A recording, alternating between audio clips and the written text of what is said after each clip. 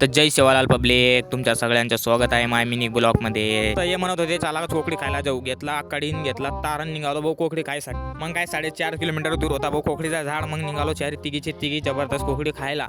तर लई थकलो होतो भाऊ, जबरदस्त पोटाला पण भूक लागायची. मग आला भाऊ आपला कोकडीचा झाड. मग काय माले दिसली भाऊ एक कोकडी. तर चढला भाऊ वरती, तोळा भाऊ कोकडी मस्त इतके तोळले भाऊ कोकडी.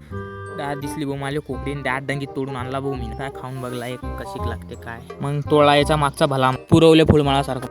तिकून काहीतरी पळून येत होता भाऊ. तर हे म्हणत होता बिबट्या अशीन कधी. एक तर डायरेक्ट बिबट्याचं नाव ऐकून बेऊसच पळला भाऊ.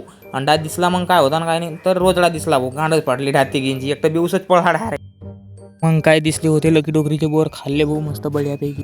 तिकडं कपाळले होते भाऊ आपले कोकडी. मग काय आणले भाऊ. मग आपले हात झाले होते खराब. मग आपल्याला धुवायचा होता हात. मग निघालो हात धुवायसाठी. आलो मग विहिरी काढून धुतले हात. मी धुतले आणि डाळ निघाले भाऊ. इकडं दिसली होती आपल्याला वणी. घेतली मग वणी घेतले निघालो डायरेक्ट. तिकडे चेटवले होते मग अंगार. मस्त भुजली गेली होती भाऊ आपली कोकडी जबरदस्त. तर येले म्हणलो मी एक खाऊन टेस्ट करून पाहतो. तर हे म्हणत होता एक नंबर बढिया लागत होती का डायरेक्ट. मग निघालो भुंजून वरती. मग बसले होते भाऊ तिघी खायला. तर बघू शकता त्यांच्याकडे कसं खात होते. तर मी पण खाल्ला भाऊ. खतरनाकच लागत होती मग एक नंबर डायरेक्ट. तर हात लई काळेभूर झालते भाऊ. खाऊन पिऊन मस्त निघालो भाऊ घराकडे.